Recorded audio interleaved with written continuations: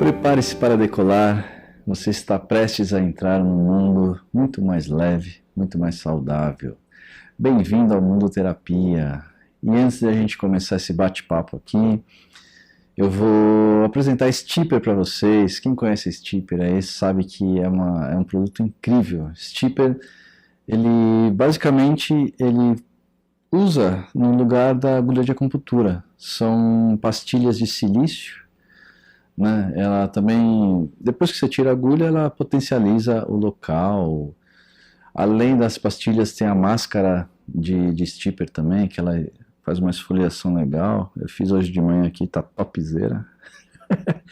Ela ajuda na esfoliação, dá um grau aqui, levanta os olhos e tudo mais.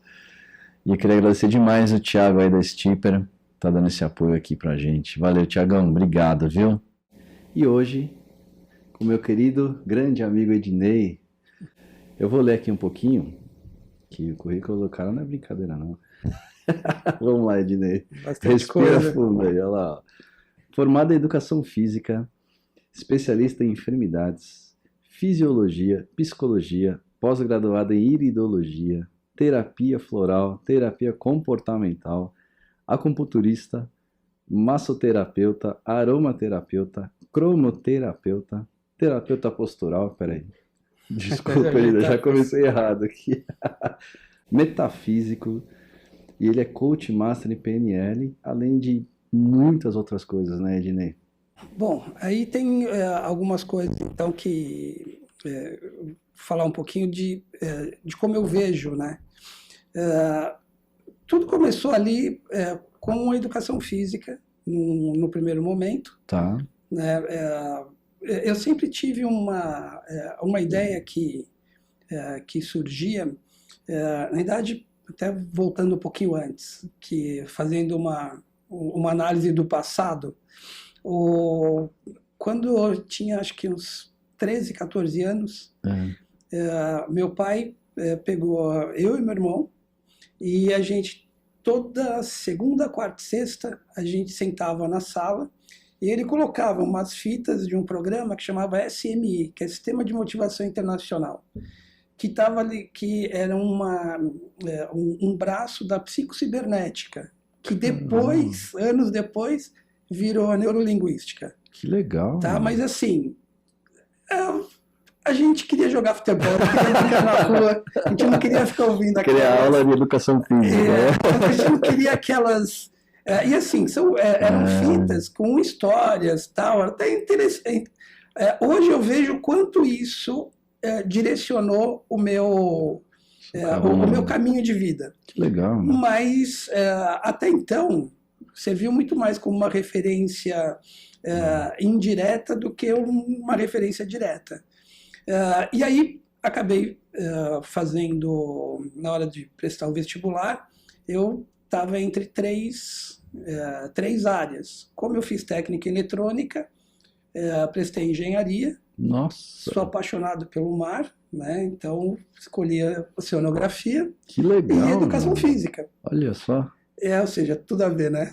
Mas é muito legal. E, graças a Deus, consegui passar nas 3 faculdades. E na hora de escolhi educação física.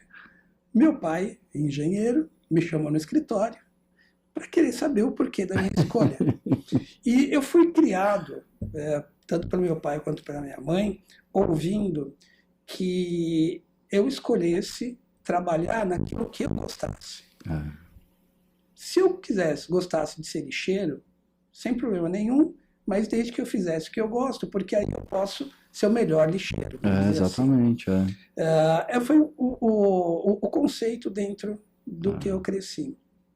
E eu estudei na Fundação Bradesco, eu fiz técnica em eletrônica lá, e eles fazem uma prova e vão te encaminhando, absorvendo dentro do trabalho do próprio Bradesco. Tá.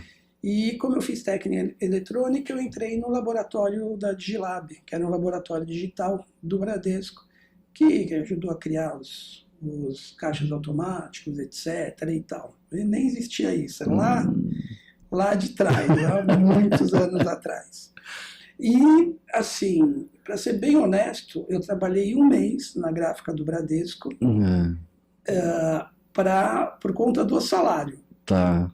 Que na época a gente eu competia com automodelismo de Fenda, que é o famoso carrinho de autorama, só que dessas pistas e tal. Nossa, que legal. Ou tinha um acelerador Parma Turbo. Nossa, eu tive esses aí. Então, meu era Deus. caro. Era caríssimo. Eu trabalhei um mês na gráfica do Bradesco para ter dinheiro para poder comprar esse Parma Turbo. Caramba.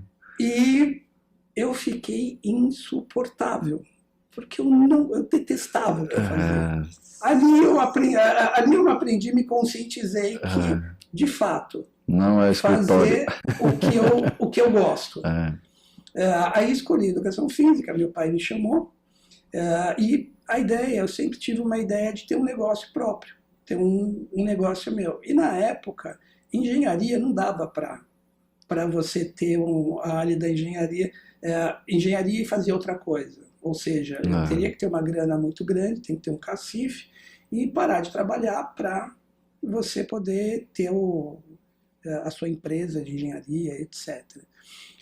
E aí a educação física não. Eu poderia dar aula, poderia trabalhar com educação física e ter um negócio meu. Oceanografia foi na Federal do Rio, porque na USP era só como pós-graduação. Eu falei, eu gosto do mar, mas eu gosto de mergulhar, então... Dá para mergulhar, hobby, tudo bem. Tá. E aí eu optei pela educação física, tinham colegas que faziam educação física, como eu praticava esporte, eu competia e tal, então já tinha uma noção. Entrei na faculdade com uma visão onde a gente classifica as pessoas. Né? Então você tem os perfis, e de acordo com o perfil você vai tendo as características de cada um. Tal. E eu comecei a perceber que dentro do esporte, a parte emocional atrapalhava muito a performance, o rendimento. Tá. Isso já me chamou a atenção no primeiro momento.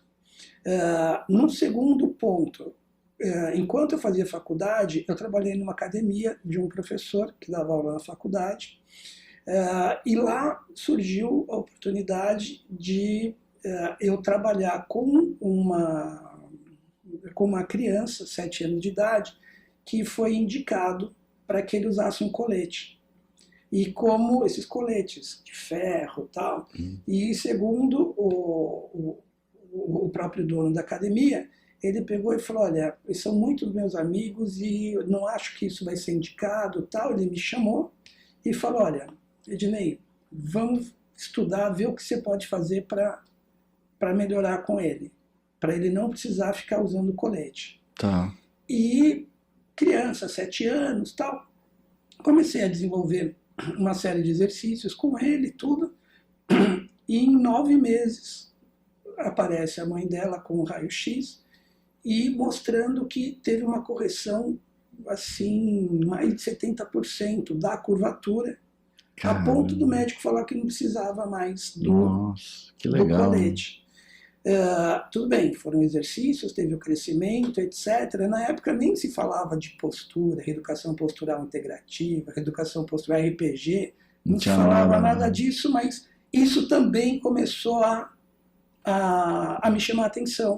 Só com os exercícios que a gente fazia na academia, etc., ele conseguiu fazer essa... E aí começou. Olha, tem uma aluna que tem problema de coordenação, tem 15 anos de idade e tal, o que você pode fazer? E cada caso eu ia estudando e procurando usar os mesmos processos que a gente usava na educação física, né, de criar processos pedagógicos. Tá. Então você divide um movimento em processos para ir melhorando cada gesto para melhorar o resultado final. E com isso fui dando resultado. E, paralelamente a isso, terminei a faculdade, que aí vem a pós-graduação em enfermidades da coluna, já visando trabalhar com a questão da postura. Mas isso foi pelo caso que você pegou, que você entrou na coluna? Isso daí já já me direcionou para isso, tá? Para isso, porque eu tive que estudar posturas. Na faculdade a gente não tinha esse conhecimento todo, eu era aluno ainda. Mas dona academia falou, vamos lá, Ed, te ensino. Tinha um amigo dele, né, que é um especialista em coluna e tal, e me ajudou muito. Né, foi um mês de imersão com ele, que foi, inclusive ele tem livros, etc. e tal. Isso também já me ajudou. Já ajudou.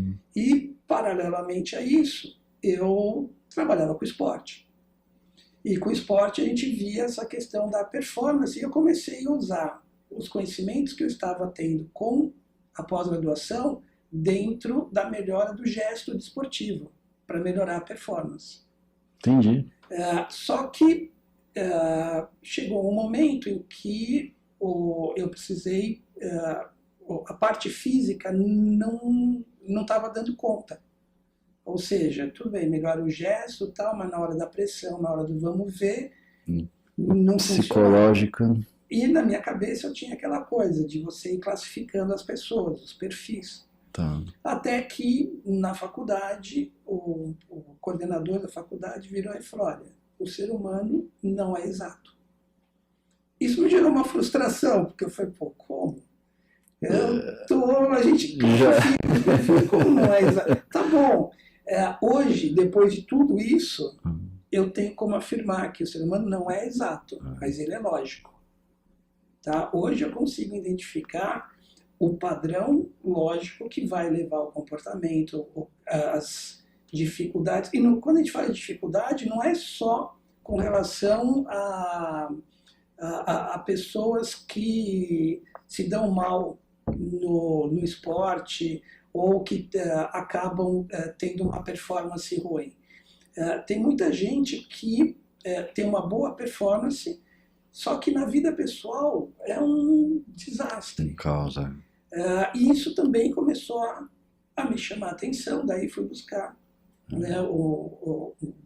um estudo na psicologia do esporte, que foi me levando para essa outra área, misturando. E eu fui, como na medida em que as coisas, vamos ver, a gente vai trabalhando, aí começou a geração do personal trainer, não do jeito que tem hoje, que toda academia tem. Aí eu falei, poxa, eu posso usar tudo isso como um personal. Aí eu fui fazer outra pós-graduação, uma especialização em personal trainer. Olha só. Para juntar, que aí a minha ideia, e o que eu tinha em mente, antigamente, quando eu comecei a trabalhar, quando a gente começou a trabalhar, era a época do generalista. Eu sempre procurei conhecer e gostar de observar várias áreas e como elas se integram. Então, antigamente, a gente tinha a área do generalista, ou seja, o cara era pau para toda hora. Tá? Então, eu pensei, entro na empresa, vai aprender de tudo para... E era até um pouco assim mesmo antes, né? Então, a gente não tinha muita... Escolher exatas, humanas, biológicas, não tinha muita... não tinha muito segredo, né? É isso, e você vai passar por todas as áreas. E o generalista tinha essa função. Depois começou a era do especialista. Que aí o especialista, ou seja, generalista conhecia de tudo, ou de uma grande parte. O especialista conhecia de um pedaço, só que com mais profundidade. E justamente nessa época do especialista eu comecei, então vou trabalhar com personal, é uma outra área. Paralelo a isso eu continuava dando aula de educação física, continuava trabalhando com esporte e faço a formação em personal trainer e eu vou juntando tudo isso. Até que surgiu a LDB, a Lei de Diretrizes e Bases de Educação, que mudou algumas legislações que envolviam educação física. Porque antes tinha uma lei que era obrigatória 3 sessões de educação física por semana, semanais. Com a LDB, ficou obrigatória atividades de educação física. Tirou o número de sessões. Ali eu já vi que, vamos perder algo. Tá? Então, como eu trabalhava numa escola de classe alta, uma escola grande, o que acabou acontecendo? eu, junto com outras duas professoras, a gente abriu uma empresa, chamava AMR, empresa de consultoria. Olha, as atividades que a gente faz aqui, a gente oferecia para as escolas. E eu continuava com as mesmas atividades. Junto com isso, falei, bom, vou precisar ver alguma coisa, porque vai diminuir a aula. Como eu já tinha um público de personal trainer, falei, bom, se eu fizer um curso de massagem, isso vai me ajudar a agregar, ou seja, o que eu consigo agregar para o meu trabalho. Caramba, veio do nada a ideia da massagem, assim. Não, na verdade, são várias... Sim. Você tem lá, a pessoa faz a ginástica, faz o exercício... E aí você...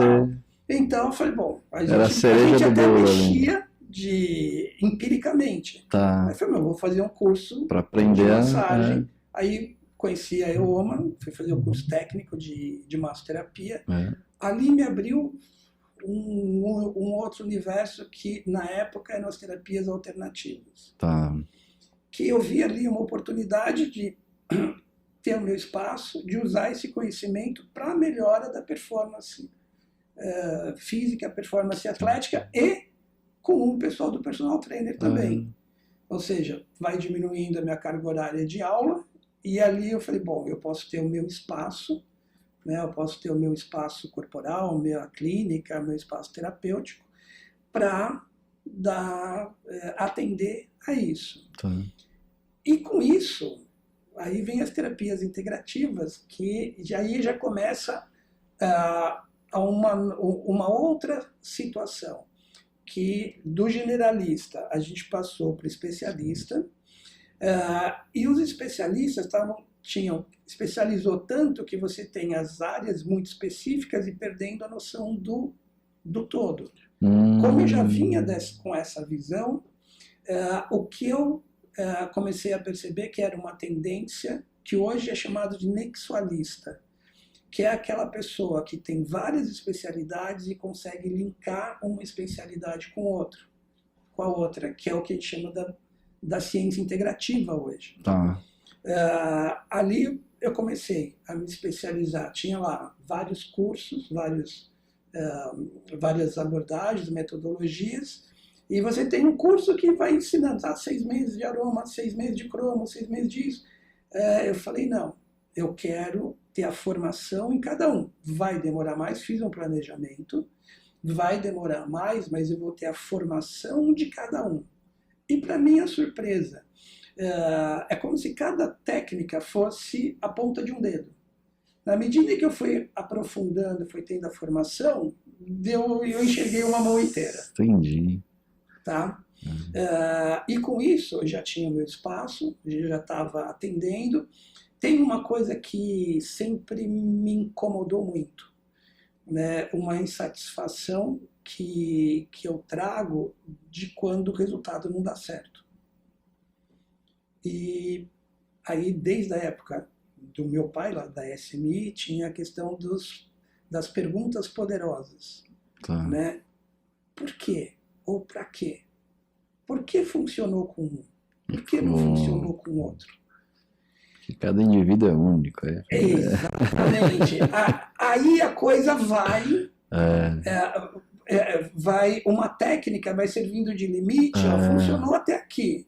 Daqui para lá não, por quê? Então tem uma outra técnica, aí eu vou que funciona com outra pessoa. Aí eu vou querer saber, fazer a formação nessa outra técnica para entender isso. E não sei se eu vou te cortar, mas e para você perceber isso na pessoa? Qual técnica você vai começar? Ou tem uma que você começa e... Aí o que acontece?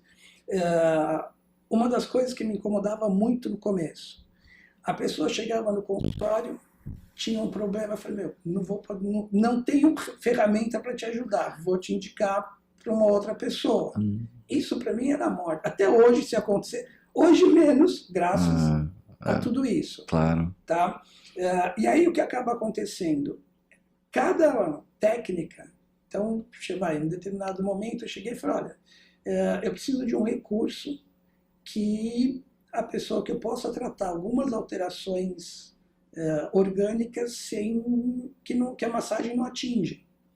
Ah, tem curso de acupuntura. Tá, mas a acupuntura é 2 anos. E eu estava terminando o curso de massagem.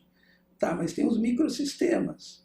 Coriô, aurícula, foi bom. Isso dá um resultado mais rápido. Aí já fui focando nessa. E cada método tem uma variação. Tá. Isso foi ajudando a complementar. Aí terminei o curso de massagem, fui fazer de acupuntura. Fazendo acupuntura, chegou um momento que eu falei, eu preciso de uma profundidade para avaliação, para saber como eu vou identificar isso. Na época, eu conheci o Gasparetto e fui fazer o curso de metafísica com ele. Olha aí. E só que como eu costumo falar que eu sou meio chato, que eu quero entender, eu fico perguntando, o Gaspar virou para mim e falou, olha, eu vou te apresentar a pessoa que é o cara. Que ajuda, que aprofunda aí o estudo, se ele vai, se vai gostar dele, vai curtir e tal. Aí fiquei conhecendo, me apresentou o Val Capelli. E lá eu fiz Metafísica da Saúde, cromoterapia e tal. Na época que eu estava fazendo Metafísica da Saúde, eu comecei a pós-graduação em iridologia, iris-diagnose, que é análise através da íris do olho. Caramba. Que ali eu já tinha uma ideia. Falei, bom, eu começo, tiro a foto da íris, começo a tratar, tiro a foto de novo e olha que beleza, já sabe. Aí no primeiro dia de aula eu fico sabendo que o olho não muda tão assim, tão rápido, que os sinais permanecem, mudam colorações, aparecem fibras, etc. Falei, caraca, foi uma outra frustração. Mas o fato de não mudar acaba dando uma visão cronológica. Ajuda a ver uma certa cronologia e padrões antes de desenvolver na parte física, que é o que a gente chama de órgãos de choque, porque uma vez que não muda, então, antes, na metafísica, a gente identifica, através da alteração, do problema, qual é o padrão que levou a isso. Na iridologia, a gente via os órgãos de menor resistência, e a minha monografia foi justamente em estar observando e vendo que esses padrões são exatamente os mesmos, só que ainda não manifestou, provavelmente por conta do tempo. Tá. E aí a gente conseguia já trabalhar preventivamente. Até a época eu trabalhava com florais de Bach, que é aquela coisa, tem o físico, mas tem o emocional também. Também junto. E os florais de Bach me ajudou bastante. No mesmo lugar que eu fiz a pós-graduação em iridologia, tinha pós-graduação em terapia floral. Aí eu fiquei conhecendo a coordenadora, falei, olha, acho que vai te ajudar, tal. Isso me ampliou um outro leque de vários sistemas diferentes. Tá. E acabou aí fundamentando uma série de percepções que eu tinha, onde cada sistema tem um repertório coerente com a formação e a visão de quem produz o sistema. Então, e aí eu fui fazer a pós-graduação em terapia floral. Então você tem lá o sistema dos florais de Bach. Bach era médico. Ele, dentro da formação dele, ele estudou na escola com Samuel Hahnemann, que é o pai da homeopatia. Se você olhar o repertório dos florais de Bach, seguem muito a abordagem e a visão da homeopatia. Você pegar os florais da Califórnia, tem a Patrícia Kaminski, ela é socióloga. Então você vai ver no repertório dos florais da Califórnia um monte, para relacionamentos abusivos, um monte de essências florais que trabalham questões sociais, questões de comportamentos da dinâmica, de relacionamentos, etc. Que legal. Você pegar os florais de Minas, são 2 produtores, né? Um deles é o Breno Marx, que é farmacêutico. E aí, nos florais de Minas, você tem o antistamínico floral, você tem o floral cardiotônico. Então, você tem a linguagem e a visão de cada um diretamente relacionado com a visão e a formação do próprio Caramba, que legal. produtor.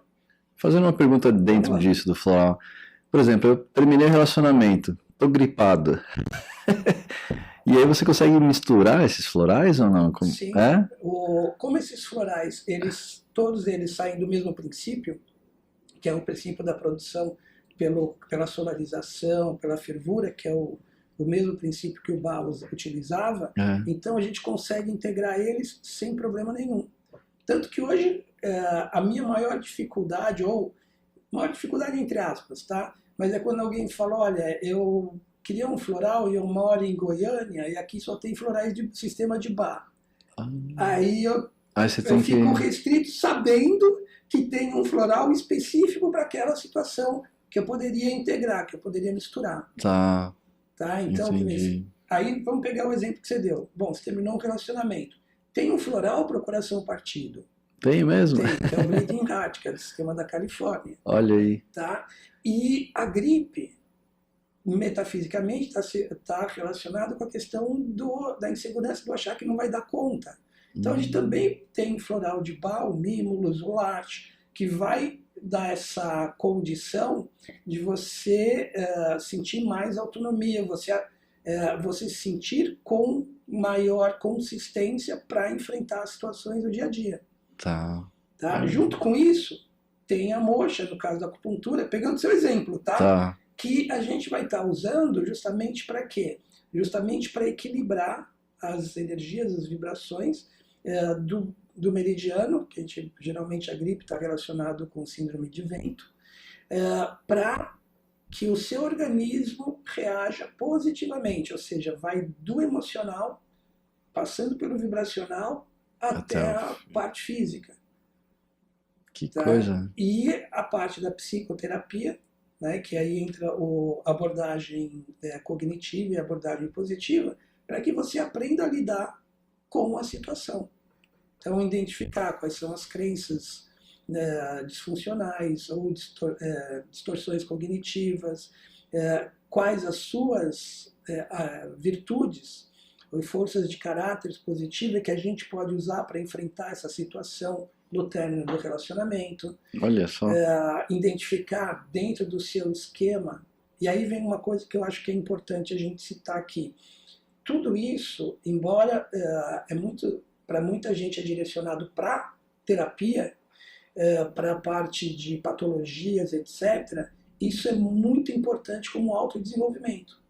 Na medida que você consegue identificar quais são seus padrões, quais são seus esquemas, então você tem lá um esquema emocional de duração, por exemplo, você vai achar que o que você está sentindo vai ser para a vida toda. Então essa minha dor vai durar para sempre. Você conseguir ver, ou ter a coragem e a sabedoria, que são virtudes positivas, para olhar que tudo na vida passa, vai passar mais. Vai ajudar a diminuir isso. O floral ajuda a equilibrar a parte emocional. Essa percepção ajuda a você a se conscientizar e te dá a oportunidade de ressignificar a parte cognitiva. E com isso, você percebe a situação de forma diferente. Aí você não percebe como uma coisa ruim. Você percebe como um desenvolvimento, como um aperfeiçoamento, como uma melhora. Na medida em que você melhora, emocionalmente, você já não precisa mais do floral. Na medida em que você está equilibrado, sua vibração também equilibra, fica uma vibração harmoniosa, seu sistema fisiológico funciona harmoniosamente e a sua gripe, seu problema físico vai embora. Que legal. E a nossa postura utiliza para isso também. Da mesma forma. Por exemplo, usando esse caso que eu falei, né, tem uma coisa que a gente não falou aqui ainda, que é da hipnose, né? Sim. Caberia nesse caso, por exemplo? Dependendo do estado, sim. Tá? O que acontece? Pegando um gancho lá, continuando da minha formação. Dentro da minha monografia de terapia, da especialização em terapia floral, eu desenvolvi um método de retroprojeção da imagem do floral. Retroprojeção? Porque na época era retroprojetor que a gente usava. Entendi. Então, a gente tinha foto colorida do floral, impressa no acetato, na folha transparente. A pessoa entrava numa sala escura, fechava os olhos, sentava, a gente projetava a foto do floral na pessoa. Nossa! E marcava. Eram 5 essências que a gente chama catárticas, que traziam crise de consciência. E a pessoa antes respondia um questionário, ficava 5 minutos para cada foto, e ela ia relatando o que ela ia sentindo e o que vinha na cabeça dela. Terminava, ela respondia um outro questionário. O primeiro questionário era um questionário fechado, relacionado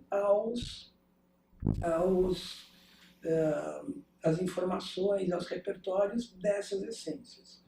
O segundo questionário era um questionário aberto, onde a pessoa colocaria o que ela memórias, o que ela sentiu, o que ela veio, o que ela...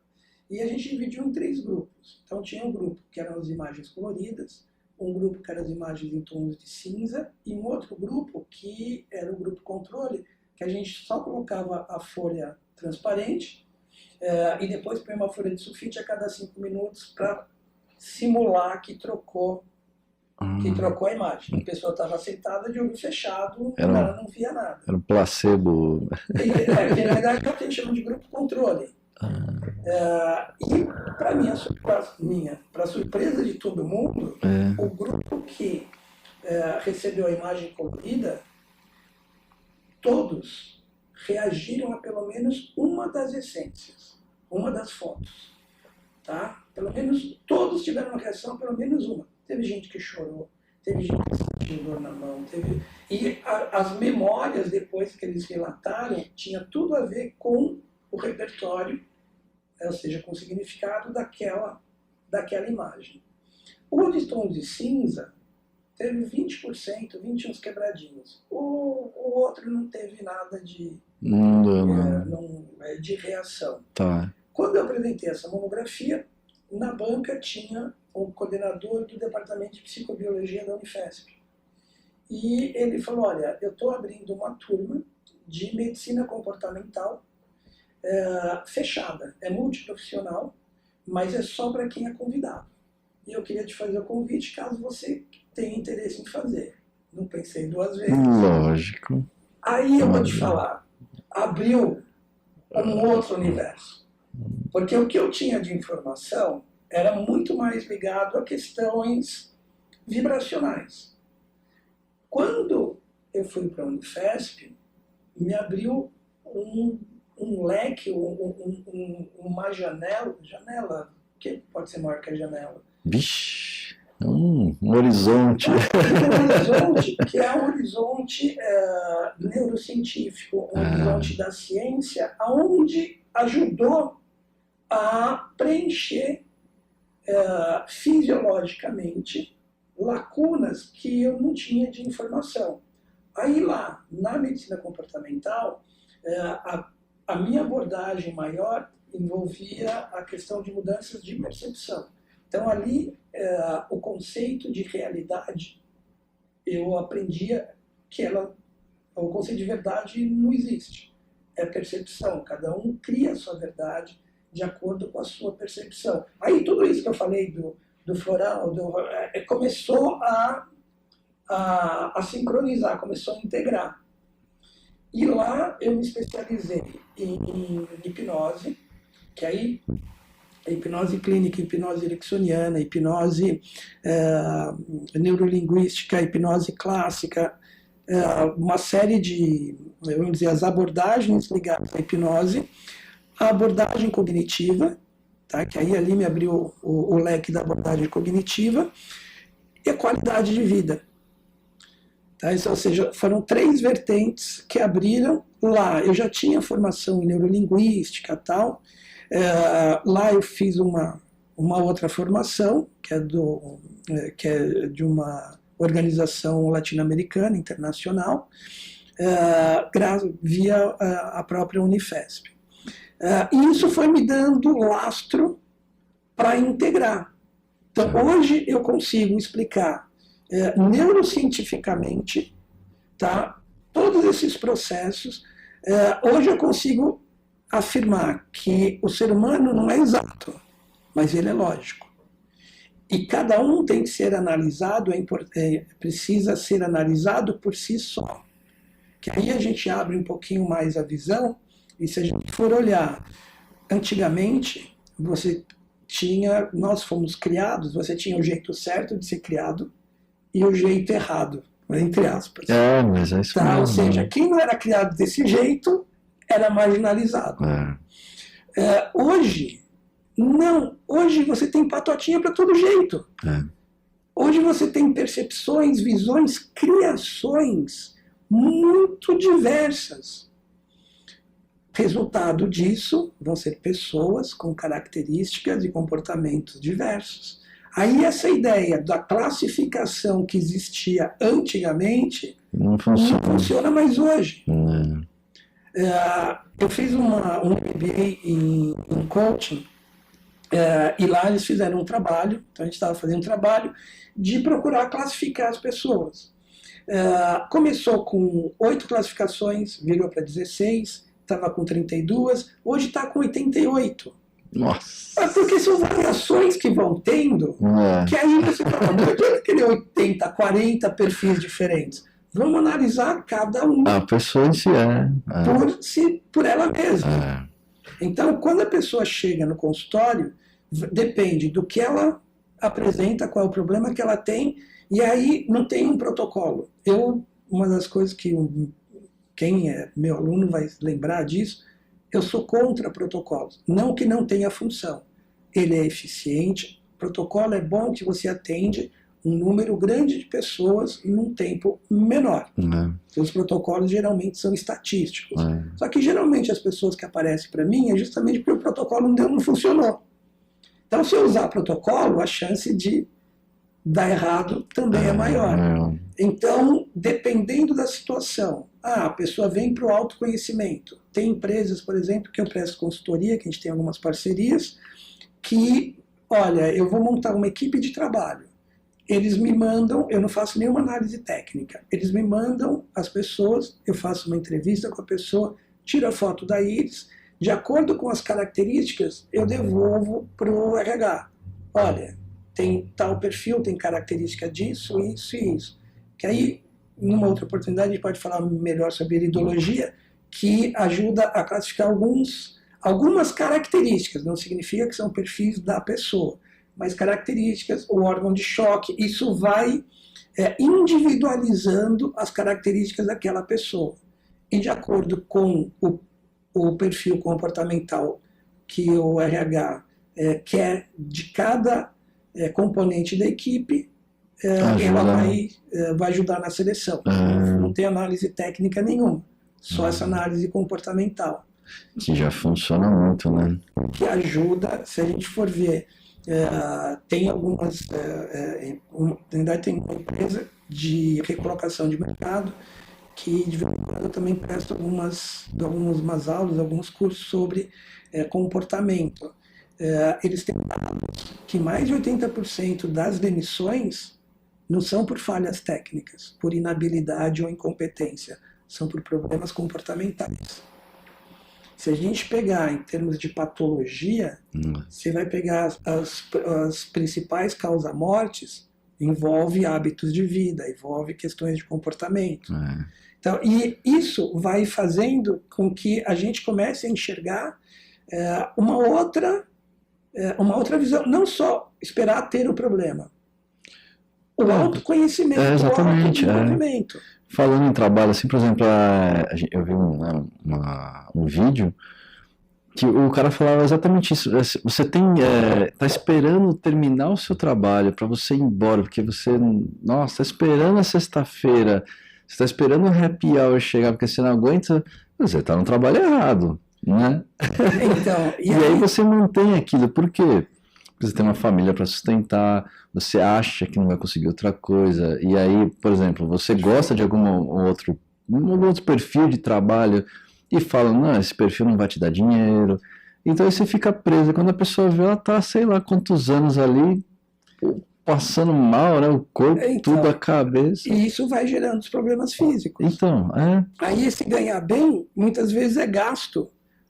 Pagando médico, pagando remédio. Não vai adiantar também, né? Ou seja, tem casos que eu conheço, aí não é de terapia, tá? Não é de patologia. É um caso de trabalho de autoconhecimento. Que a pessoa, ele era um diretor de uma grande rede de mercado, da parte contábil, viajava o Brasil inteiro, ganhava super bem, até que a gente conversando tal, ele falou, olha, pelo que eu estou me conhecendo, não está dando. Ele parou, abriu uma empresa de consultoria e ele falou, todo dezembro a gente se encontra. Ele falou, hoje eu ganho menos da metade do que eu ganhava antes e consigo guardar dinheiro. Isso que é Antes eu ganhava mais o dobro do que eu ganho e não conseguia guardar dinheiro. Tá? Ou seja, são comportamentos que ele vai precisando, na medida que eu faço o que eu não gosto, eu preciso compensar isso de alguma forma. É aí que a gente chama de esquema compensatório. E na medida que você não percebe esses seus esquemas, você acaba, a coisa você acha que está sumindo o dinheiro, você não sabe aonde. Pandemia, nossa, muitos resultados. Mostrou bem isso. Uma coisa que acaba levando muito a essa situação é o fato, por exemplo, da pessoa não ter um propósito de vida. Às vezes, e aí eu acho que é uma coisa que é importante, tem pessoas que são contra essa ideia de que você tem que fazer o que você gosta. Tá? Porque fazer o que você gosta não dá dinheiro, etc. e tal.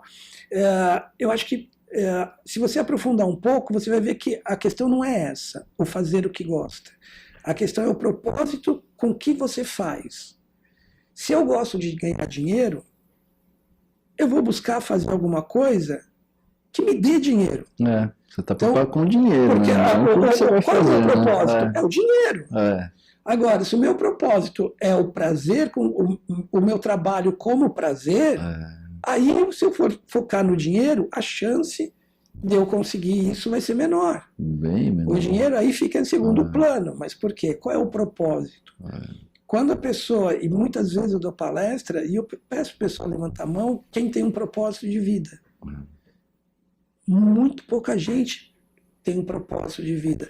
Às vezes aquele serviço... Ou sabe explicar até, né? Às vezes, E quando eu digo propósito de vida, é você ter isso claro. Porque às vezes esse seu emprego que tá ruim pode servir de base, de degrau, para o que você quer depois, para uma coisa melhor. Aí com esse propósito não fica tão ruim.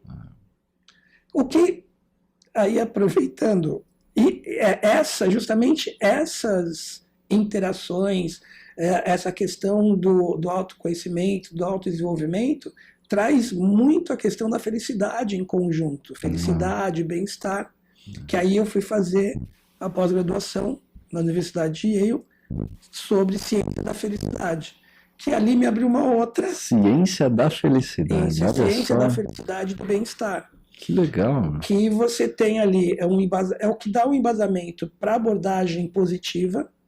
Tá? Então, a abordagem positiva ela tem um viés diferente da parte terapêutica. Tá? Ou seja, você não vai olhar o problema, você vai olhar as virtudes, as coisas positivas e focar nas coisas positivas. Então, por exemplo, um diário de gratidão. Tanto que eles têm lá na Universidade de Yale, que foi a minha monografia, que aí juntando com a parte de coaching, etc., elabora o que eu chamei de Diário da Felicidade e do Bem-Estar, que são 8 desafios, sendo que um para cada semana. E o primeiro desafio é elaborar o seu conjunto de propósito, seu conjunto de valores pessoais, e o seu conjunto de propósito de vida, sua missão de vida. Na segunda semana, você começa com o que a gente chama de a Semana da Gratidão. Você identificar no seu dia, cada dia pelo menos 3 ou 4 situações às quais você é grato. Tá? Ou seja, isso daí também já vai te ajudando a entrar num estado diferente. Depois, as outras semanas, a outra semana mantendo a questão do bem-estar, que a gente chama de, aqui em inglês tem outro nome, mas seria o prazer momentâneo. O que é isso? É o você focar no aqui e agora. Sabe quando você está de pé há muito tempo? Você senta, não é gostoso? É você perceber... Que esse é um dos momentos. Exatamente. Fala, que delícia. Você está com fome, você botou a comida na boca. Nossa, que delícia. Eu agradeço quando eu tiro a meia, assim. Sabe? Isso. É você pegar esse momento. É a atenção nesse momento. Está com dor de barriga? Chegou no banheiro, sentou. Isso, que delícia. Isso para mim é bom também. Tá? Então, é você pegar esses momentos e no final do dia, à noite, você ir lembrando desses momentos. O que foi legal? Tá? A nossa memória, ela começa a trazer todas essas sensações positivas que a gente tem no dia a dia. Que na medida que você está irritado, está bravo, está trabalhando no que você não quer, vai passando. E a ideia é o foco no positivo. Depois, a outra semana é a semana da gentileza. Sem você gastar nenhum dinheiro, você vai procurar fazer a gentileza para alguém. Mesmo que seja conhecido ou desconhecido, não importa. Tá? Abrir a porta do elevador, deixar a pessoa passar na sua frente, ver uma senhorinha carregando lá uma mala, você vai e ajuda. Se você está na rua, você vai atravessar a rua, você vê uma pessoa que tem mais dificuldade, você deixa ela atravessar primeiro. São pequenas gentilezas. Falar bom dia, mesmo que a pessoa não responda, ou seja, você faz a sua parte. Tá? E observa a reação. Então, espanta muitas vezes você ver a reação que as pessoas têm. De você falar, bom dia, como vai? Você está bem hoje? Que aí vem a outra semana, que é o interesse alheio. O que é esse interesse alheio? Você se interessar pela... E aí quando eu digo pela vida, não é com profundidade, mas demonstrar interesse pela vida de um desconhecido, de uma outra pessoa. Você vai na padaria. Ah, bom dia. Como você está hoje? Está tudo bem? Tá a saúde da sua família? Tá? Coisas assim. Não é ficar batendo papo, não é aprofundar. É demonstrar um pouco de interesse. Tá? E observar as reações. Tudo isso vai transformando a nossa situação. Tá? Aí tem olhar a qualidade do sono, que também é importante. Exercício, atividade física. E a última semana que junta tudo, que você vai trazer as gratidões, as gentilezas, o prazer momentâneo, o prazer do presente, o interesse pela... como é que você está estudando o quê? Você vem de onde? Onde você... Nossa, mas você pega ônibus, como é que é? E ver a diferença que isso faz para os outros e para você. Principalmente para a gente. Né? Exatamente. Vocês pegaram aí, né? O Ednei acabou de dar uma terapia de grátis aqui para todo mundo. Então, isso... Anota aí, volta o vídeo e anota. E isso pode ser feito independente de você, eu estou infeliz ou não. Então, mas sabe o que é legal? Você foi falando, eu já fui assim pensando, sabe? Automaticamente eu pensei na meia, né? E aí você veio por exemplo, né? Ontem eu trabalhei com meu pai, eu tenho esse privilégio. E um outro rapaz veio assim, sabe, veio extremamente emocionado, dá valor que você está com seu pai, meu pai morreu faz 3 anos. E aí eu já também me liguei no que você falou, sabe, e aí essa troca, enfim. É valorizar o que a gente tem agora.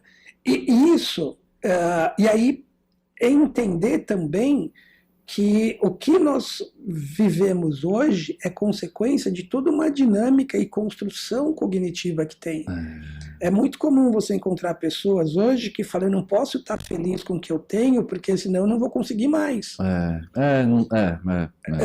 É entender que estar feliz com o que tem, para você poder abraçar o que vem. Então, e sabe o que é mais louco? Tudo que você foi falando aí, na minha cabeça, nada tem a ver com dinheiro. Perfeito, é isso mesmo. Pelo menos eu aqui, pessoalmente, eu não pensei em nada que relacionasse a dinheiro do que você foi falando, né? Foram coisas que nem, por exemplo, falando de bom dia. Eu nasci no interior, né? Sou de Itapetininga. A gente sempre vai para lá, pelo menos uma vez por mês e tal. Lá ainda acontece isso. Você tá andando na rua, bom dia, É. bom dia. É aquele tradicional que sempre foi, né? Eu falei, caramba, ele não se perdeu aqui, né? Eu costumo fazer um desafio para os alunos.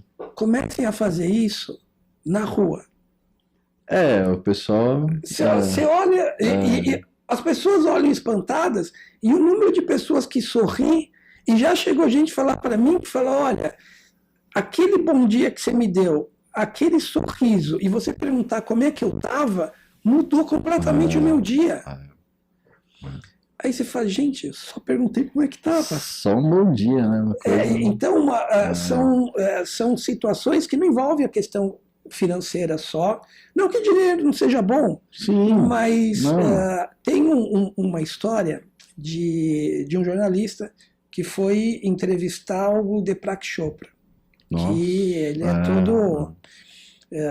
todo zen, todo oriental, etc. e tal, uma cultura lá indiana. Só tal. cortando antes de você começar, quando eu era criança, o meu pai colocava o Deepak pra gente assistir, cara. Então, no começo eu falava, mas o que esse velho tá falando de coisa chata? Mas inconscientemente ficou. E era fita de VHS ainda. Imagina.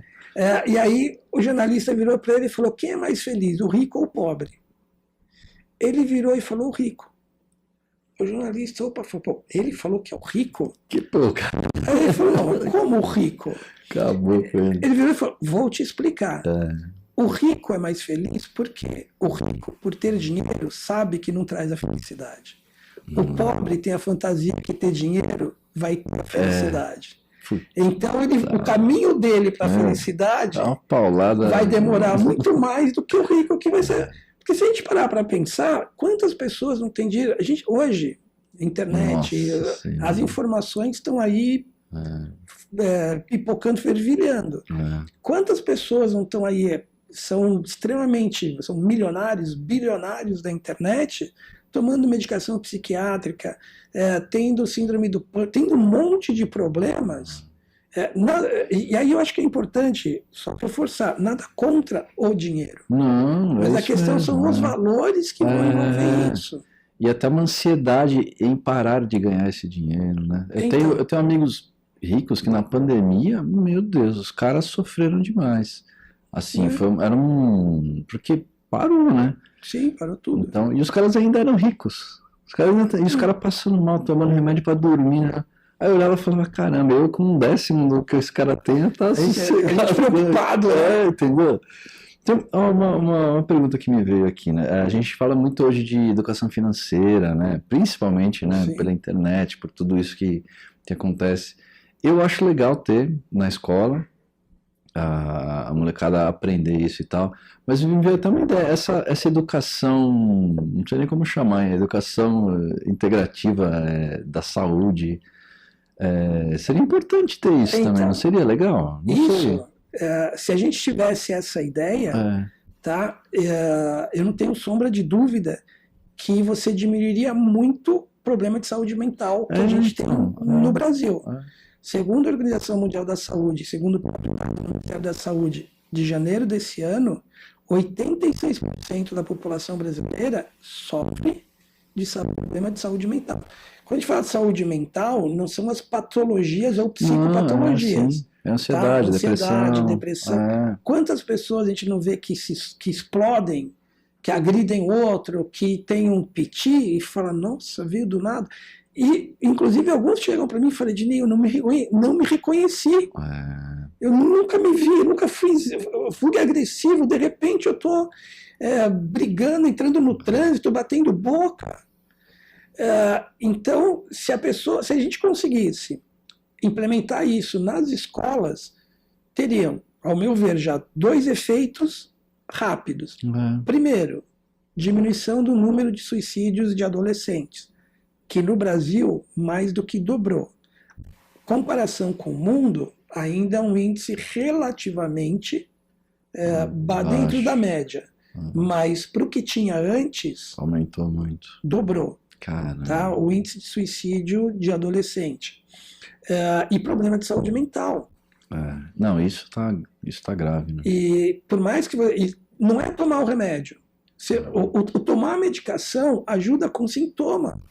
Mas não ajuda você a lidar com a situação, não ajuda você a ressignificar, não ajuda você a aprender a lidar de formas diferentes com essas situações que a gente está vivendo.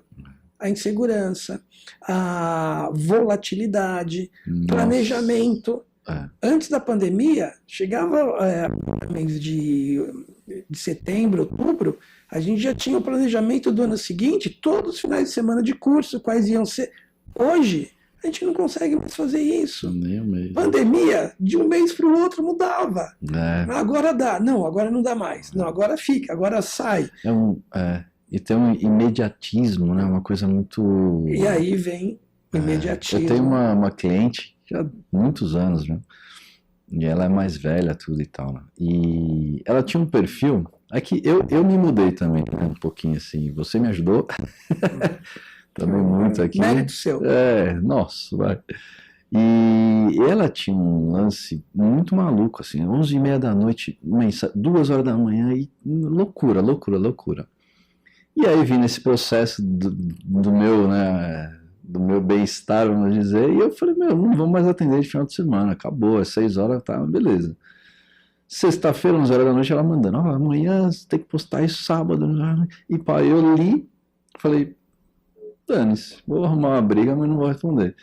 Sexta, sábado o dia inteiro, ligando, e juro por Deus, domingo, segunda-feira, 8 da manhã, bom dia, tudo bem e tal. Ela ligou e falou uma rajada. Eu falei, olha, desculpa, minha empresa funciona das 8 às 6, o nosso contrato né, durante a semana e tal, não sei o que lá, você precisaria ter postado sábado? Se organizasse na semana, me manda, a gente posta sábado, não tem problema. Não estou me negando a trabalhar, mas no nosso contrato aqui, não tem que trabalhar a mais. Ela me xingou mais um nome, beleza. Ela me ligou de nome um pouco mais calmo, olha, a gente precisa fazer isso, tal. Eu falei, legal. Então, se você se organiza no seu tempo, e não sei o que. Só que acontece, ela trabalhava com outras empresas que ficavam nas costas dela e ela passava para mim e era esse movimento. Eu fiz isso com ela, ela acordou também. E ela fez isso com as outras empresas. Aí os caras também xingaram, só que aí, enfim, todo mundo trabalhou antecipadamente, entregava as coisas antes, né? E a gente conseguia trabalhar, beleza. Todo mundo tá com saúde mental agora. Aí teve um dia que, até me arrepia, juro por Deus, ela me ligou numa terça tarde, assim, tal, ela falou, Lê, tô te ligando pra te agradecer, eu tinha passado já uns meses, né? Que eu tô aqui no cinema com a minha neta. Olha que legal. Tá tudo organizado, tudo certinho, e eu tô conseguindo curtir a minha vida com a minha... Então, assim, tipo, começou do meu processo de... Porque eu me peguei 2h da manhã, trabalhando com o cara, né? E, pô, eu tinha acabado de virar pai, né? Meu moleque dormindo. O que eu tô fazendo aqui? Cara, eu preciso estar lá e não sei o quê. E não é um dinheiro que eu vou falar, putz, o cara vai me pagar 1 milhão pra eu fazer a poupança do meu filho. Não é. E aí era uma ansiedade de eu falar, eu não vou conseguir pagar o leite, eu não vou conseguir. Eu falei, não tá errado. Olha o desdobramento disso, né?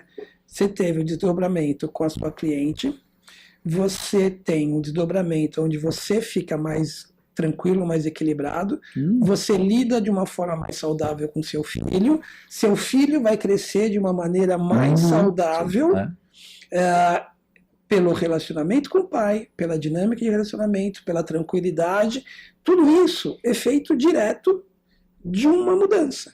Exatamente. Agora, o famoso não, né?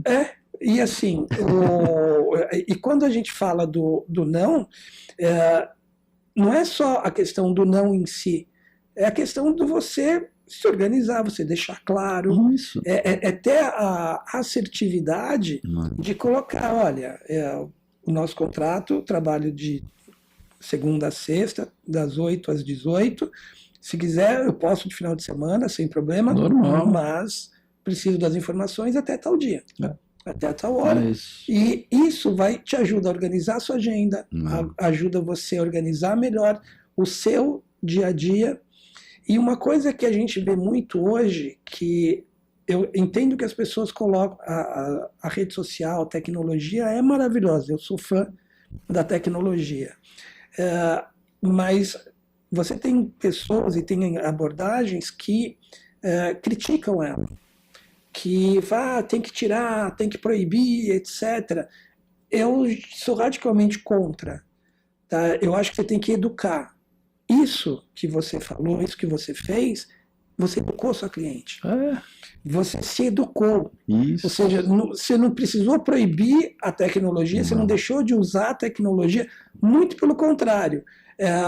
A tecnologia, serviços que demoravam 2, 3 dias, hoje a gente consegue fazer em meio período e olha lá.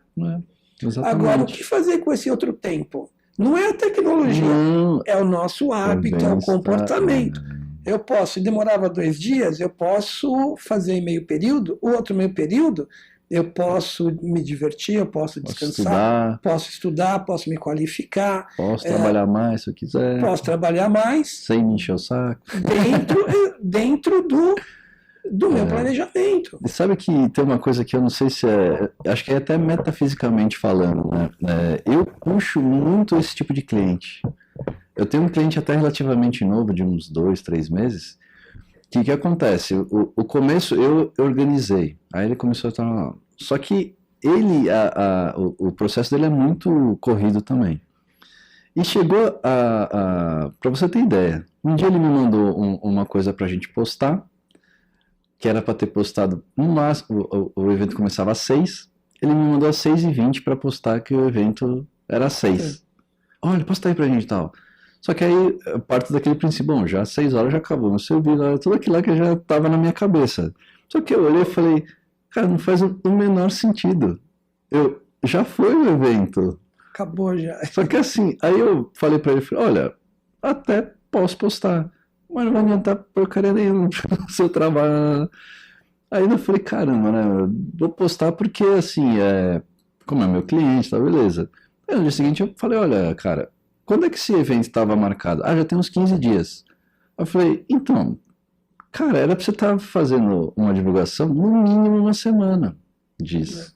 Né? Se você já tinha isso armado, como é que você faz isso? Aí ele, não, mas é que aqui corrida aqui. Eu falei, tudo bem, mas você não tem ninguém aí para te organizar isso? Não, tem uma gerente aqui, mas é que ela sabe, ela é meio devagar. Eu falei, então, mas fala para ela fazer, cara. Se ela não fizer, você troca de gerente. Ele, mas, nossa, mas assim? Aí ele ficou meio em choque, né? Enfim, aí ele fez mais umas 3 vezes isso.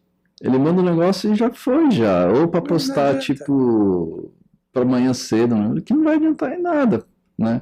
Aí eu explico para ele, falo, olha, o meu trabalho, no final das contas, eu não vou te mostrar resultado do que eu faço, porque a gente está trabalhando errado, e você está me entregando tudo depois do que já aconteceu, né? Então, assim, se não tiver resultado no futuro, você vai me xingar, porque, você está fazendo marketing, mas não tem nada. Eu falei, então, a gente se organiza. Enfim, aí para resumir, fez um grupo no WhatsApp com essa gerente, e aí ela tá mandando algumas coisas, né? Ela demora também, tudo bem, normal, estão pegando, mas já melhorou um pouquinho, entendeu? Eu falei para ele, só que ele é muito centralizador, então aquelas coisas de empresário, né? Falei, cara, você tem que, pede para fazer, se não entregar, você fala, olha, você não fez. Já pede com prazo de antecedência. É para entregar na quinta, me entrega na terça. Exatamente. Aí, não entregou na terça, você tem quarta para cobrar. E aí, ir se organizando com isso. E eu tenho, assim, muitos clientes meus vêm assim, você acredita? Acredito. E aí acho que não sei se isso tem a ver um pouco com a minha energia de chamar esses caras e... Aí eu vou te falar o que a gente falou lá no começo. É uma questão de perspectiva sua. Pode ser. Porque se a gente for olhar o mundo corporativo, é muito isso. É tudo para ontem, é tudo para ontem. Aí coisas que não aconteciam antes, que uma coisa que eu vejo muito... a gente assistia televisão, você via jornal, etc. Raramente você via um erro ele se corrigindo. Hoje, a quantidade de vezes que você vê o jornalista, uma correção, se corrigindo e erros que passam, você fala, puxa, o erro hoje está sendo aceito, a questão é o tempo que está sendo exigido isso. Aí não dá tempo de olhar, passa batido, atrasa. Então, à medida que você vai organizando e vai conseguindo se manter mais equilibrado, vai diminuindo os erros, você consegue lidar de uma forma onde você coloque menos pressão e, obviamente, também menos resultados erráticos. Exatamente. Então, eu acho que eu sempre tive esse perfil de resolver as coisas muito rápido também, né? Eu sou um pouco você, eu sou meio multi, e aí o meu, vamos dizer, o meu histórico é esse. Então, quando vem cliente, eles sempre me indicam por isso. Não, fala com o Lê, que o Lê, de alguma forma ele resolve lá, e rápido. Só que, lógico, eu mudei. Então, assim, às vezes eu falo pros caras, resolvo, mas hoje meu preço é tanto pra resolver rápido. Os caras, puta, mas você fez pro cara assim. Eu falei, então, cara, não quero mais isso pra minha vida. Eu quero meu sossego, eu quero estar tranquilo, isso, você vai encontrando o seu público. E teve uma coisa também que eu escutei que era muito legal também, era sobre o não, né? Que é uma coisa que a gente já batalhou isso lá. E era o não, como é que era? É o sim absoluto, o não e o talvez. Então, pai, você me pede um negócio, olha, você me faz aí um negócio, na hora eu sinto assim, falo, putz, eu vou fazer o Pedinei que vale a pena. Então, já é um sim absoluto ou é um talvez, né? Aí eu já paro um pouco para analisar, não, Ednei, beleza, é um sim, Ednei, eu faço. Aí vem o Daniel, olha, você faz o negócio, eu já, na hora, vem, não vou fazer, mas para mim, né? E eu já falo, putz, mas o Daniel é gente boa, vou fazer, vai. Mas já tinha no meu interior esse não, né? E eu faço, tal, não sei o que lá, dá errado, cara. Dá alguma coisa ali, sempre dá. E eu aprendi esse negócio meio, nem sei se é místico, vamos dizer. Então, quando a gente estuda radiestesia radiônica, é a área de estudo, vamos colocar entre aspas, a ciência, que estuda as vibrações de baixa intensidade. Nós vibramos. Tá. O nosso cérebro recebe 400 bilhões de bits de informações por segundo. Tá? Uma estimativa de um matemático. E a gente tem consciência de 2.000 bits por segundo, dos 400 bilhões de bits.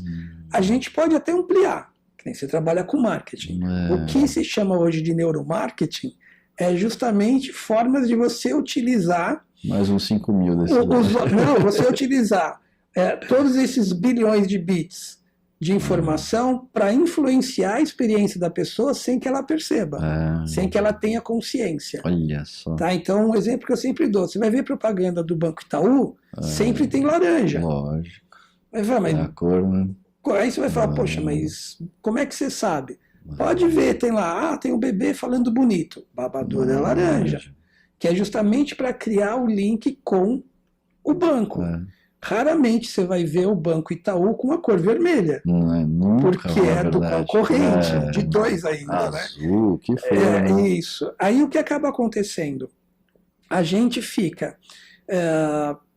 o nosso cérebro recebe essa informação, e ele processa tudo isso e a gente não percebe.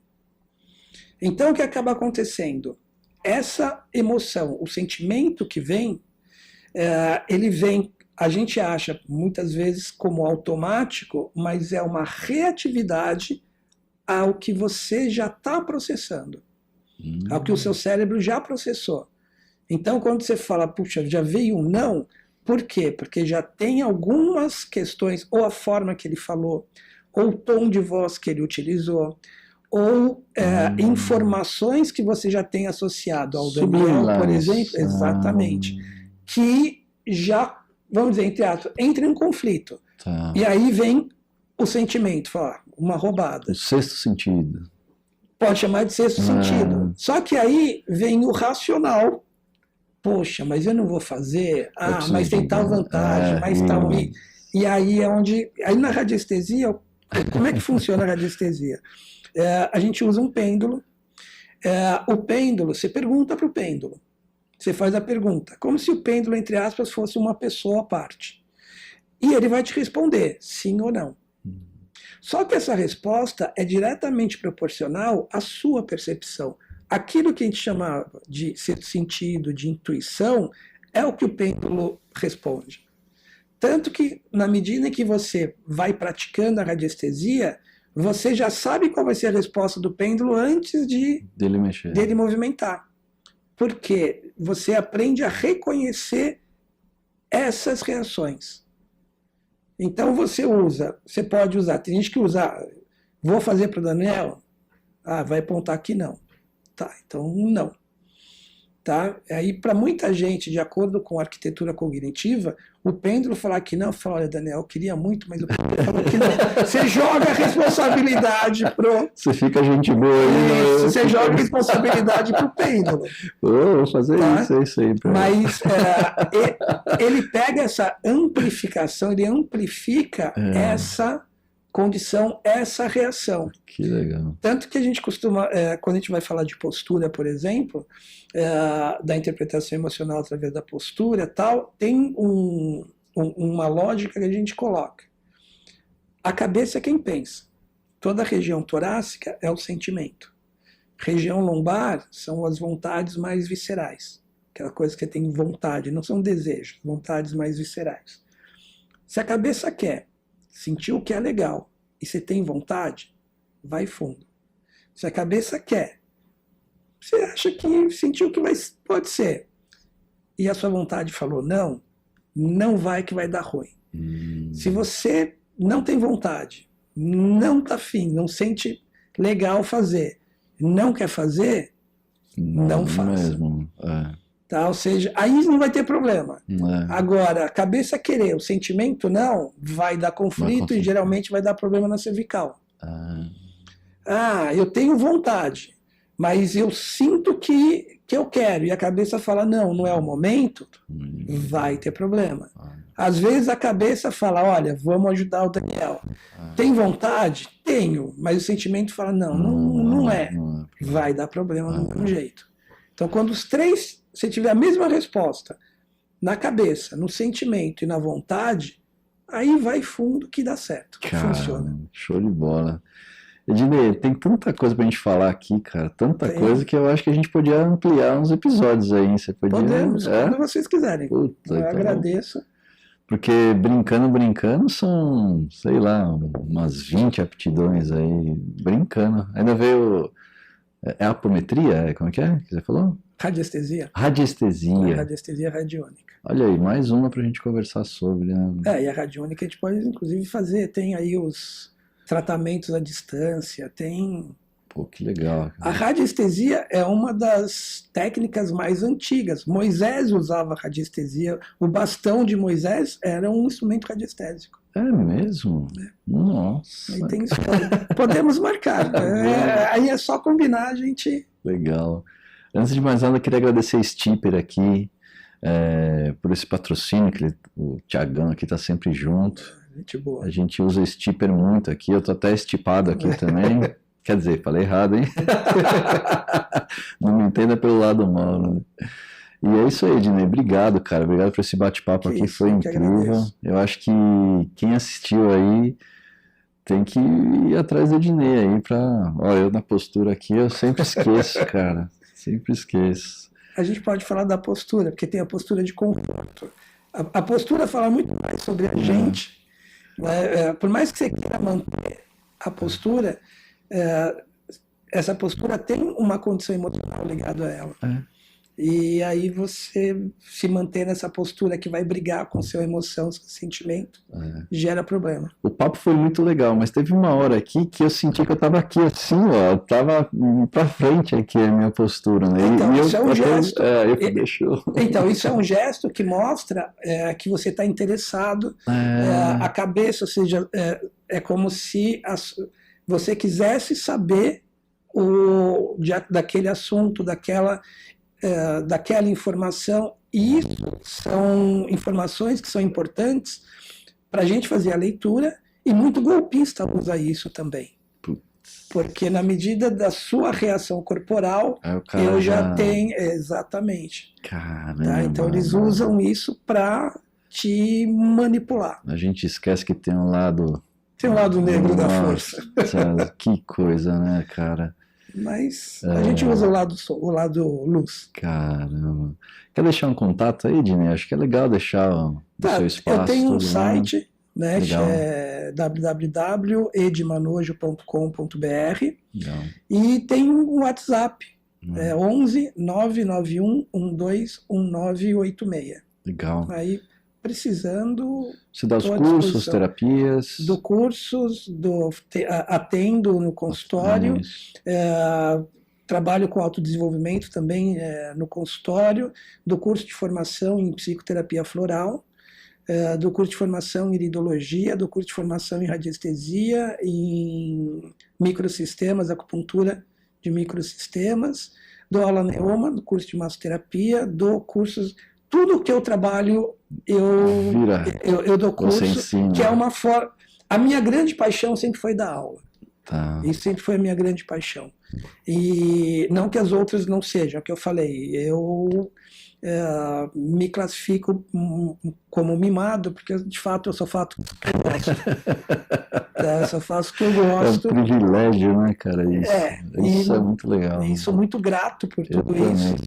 E assim, o que precisar, o que eu puder ajudar, empresa, desenvolvimento pessoal, terapia, postura, performance, tratamento em conjunto com médicos, tratamentos oncológicos, etc. E postura. Tem uma técnica que chama reeducação postural integrativa, que também é a técnica de alinhamento manual postural integrativa, que a gente trabalha essa integração da postura física com a postura emocional. Então, a ideia é lidar com o ser humano de ponta a ponta. Tá. Da parte vibracional até a parte física. Né? Isso. Só a parte que, quando arrebenta, que aí é o médico, o cirurgião, aí... Mas depois volta para você. Então, mas é em paralelo. Na verdade, quando você trabalha em conjunto, o resultado é muito mais rápido. Inclusive, tem gente que fala, mas tem que tomar medicação? Não mexo com medicação de médico, eu acho que quem prescreve é o médico, quem vai tirar é o médico. E tem muitos médicos que indicam pacientes, até para psicoterapia floral, para fazer desmame de medicação. Ou seja, já não está sendo necessário a química da medicação, e a gente consegue ir com o floral, com o óleo essencial, que também tem princípio ativo, não é a mesma porcentagem ou quantidade que uma medicação, sim, mas também vai ajudando, mas isso sempre acompanhado pela supervisão médica, que é ele que prescreveu a medicação. Então é ele que vai controlar isso. Minha parte é em dar todo o suporte para que o organismo reaja de forma positiva e o médico tenha condições de falar, não precisa mais. Isso é um papo até integrativo, né? A ideia integrativa é juntar, né, desde lá até junto com a medicina também, integrar tudo isso, né? Esse seria o ideal do ideal, né? Que é o que a gente sonha, que é o né? que a gente batalha para isso. Vamos trabalhando para isso. Maravilha, Dinei. Obrigado, cara. Obrigado mesmo por estar aqui. Valeu, Daniel, aí pelo apoio aí também, viu? Obrigado e precisando, qualquer coisa, fico à disposição. Maravilha, valeu, Dinei. Tá bom? Valeu.